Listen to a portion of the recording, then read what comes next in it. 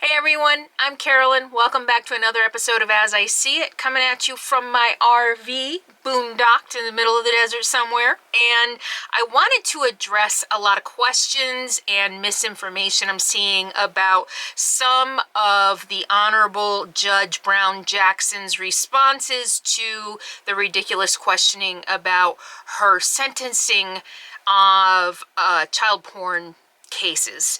So many of you know the video that I did the other day about Josh Hawley's questioning of Judge Brown Jackson, and I think it was all theater. It was all meant to raise doubt and suspicion that I'm actually seeing, and many of you probably are too, something that I didn't even touch on is the racism of that, as if as a woman of color, as a black woman, she's soft on crime because at heart, they're all criminals or something. I don't know. These are some of the things that I'm hearing, something that I hadn't thought about. Because I said in the video I was insulted. Josh Hawley said, I'm a father of 3 and I can't imagine, which really completely diminished her own role as a mother. And it worked. Apparently, his interrogation and theater worked, because even in my own comments from people who don't like Josh Hawley as much as I do are questioning, well, was she soft on child porn cases? What did she say? How did she answer? So I want to address a couple things about her answers. Number one, again, do you think anybody on this planet wants to see child pornographers go loose, not pay for their crimes? Think about that. Any rational, thinking, non-sociopathic, psychopathic person on this planet, who in their right mind would want to see a child pornographer not pay for what they have done? I think the critical thinking element of us has to kick in first. The critical thinking of that, right? Why in the world would anyone, a mother, a woman, a judge, say, yeah, you know what? I'm just gonna let him go. Who would do that? Nobody. So I would like to say, just forget that whole line of questioning, but we can't. Okay, he brought it up, so here's my take on her answers. Did she go below recommended guidelines on sentencing in that one case that Josh Hawley kept mentioning? Yes. So apparently the prosecutor wanted X amount of time, but she didn't give that amount of time, and I don't remember the details. But here is what I got from her answers, and she answered these types of questions many, many, many, many, many times, and here is what I got, and here is what I think is important. Number one, she was well within the sentencing for those crimes of her peers. All across the United States, she was within the range of her peers. If they were to look at every judge's record, they would see that, I don't know, it was a high percentage of cases are sentenced below the recommendation. Think about the TV shows that you watch. If you watch cop shows, right? How many prosecutors, that's their job. The prosecutor is there to say, to try to get the maximum, knowing that there's going to be a negotiation. Anybody who knows negotiation knows that that's how it works, right? You go in asking for 500 and you'll settle for 300.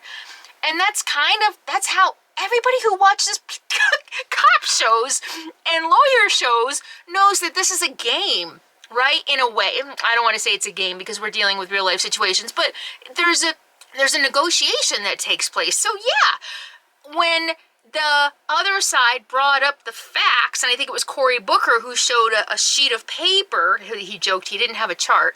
He had a sheet of paper showing that, like, almost across the board, judges 80-90% of the time sentence below what the prosecution recommended. So that's not unusual.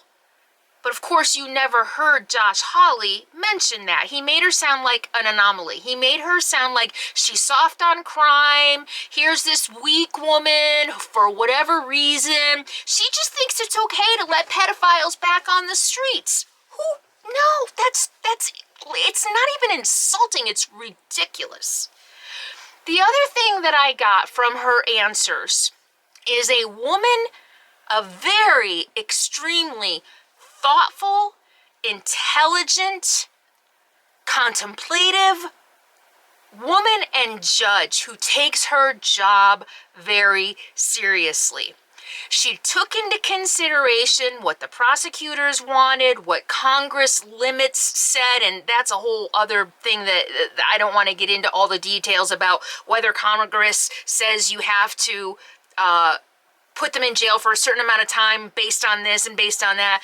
She weighed everything. She weighed all of the evidence, which is something that she said to Josh Hawley. Josh Hawley didn't have all the evidence. The case in question that he kept drilling her about was an 18-year-old boy who had just graduated from high school. Child porn is awful. It's disgusting. It's despicable. I can see, though, how, and this is kind of the gist of maybe what I got, an 18-year-old boy was curious.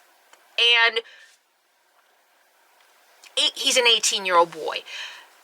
She weighed all the evidence. She listened to both sides of the argument.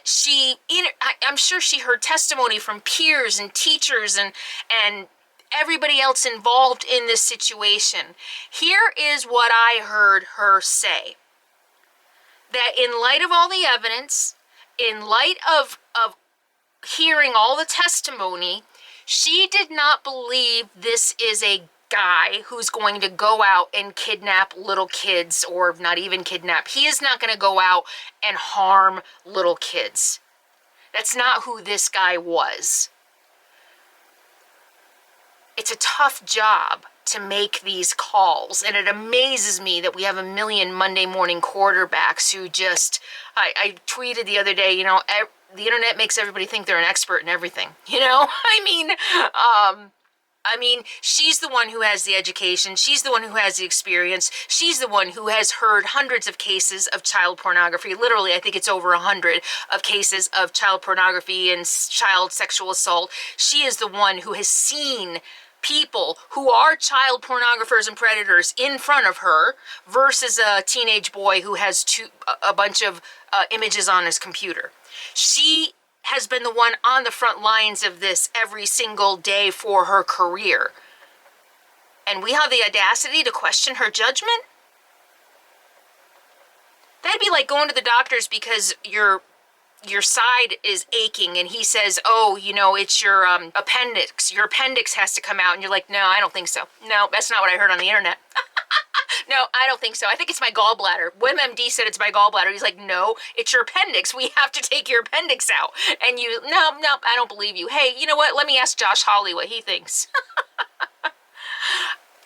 So we've stopped believing that people can do their job. And here's another thing about that. I admire a woman who can put her own feelings. I'm sure she wants to throw the book at every single disgusting sicko that comes at her. But she's a professional. She has a job to do. She can't let her personal feelings and emotions come in. That's exactly the opposite of what a judge is.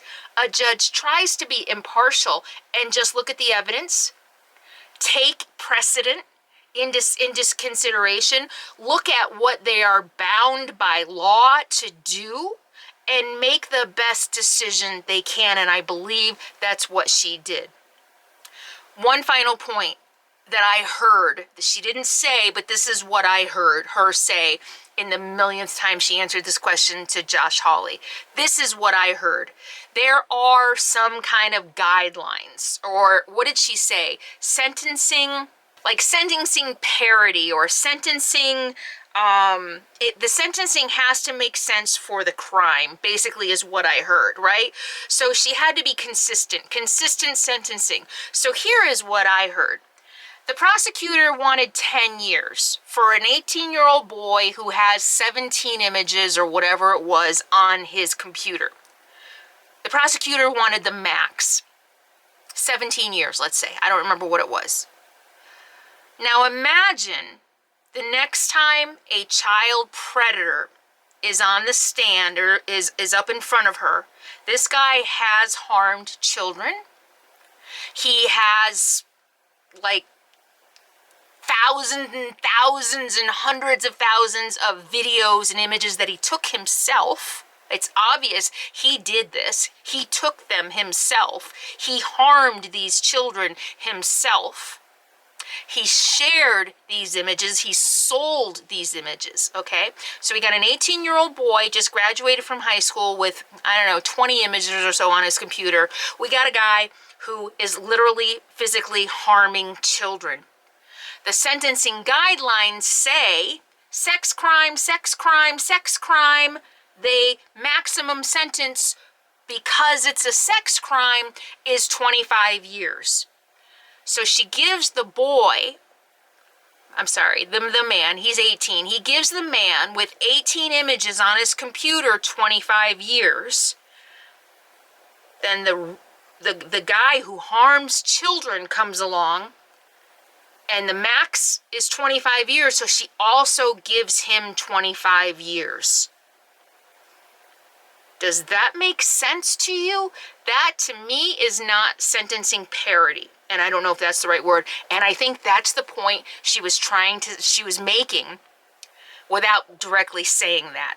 She kept saying over and over, I'm falling within the guidelines. We have to think about fair sentencing and what's right and what's just and working within the limits and the laws. I think that is exactly why she did not give the 18-year-old guy with all this porn on his computer. Much of it, by the way, was people about his age, versus the guy who's physically harming children. What does that do for psyche for the rest of us when this guy with images on his computer gets the same sentence for the guy who has harmed a dozen children, like himself, hands-on, right?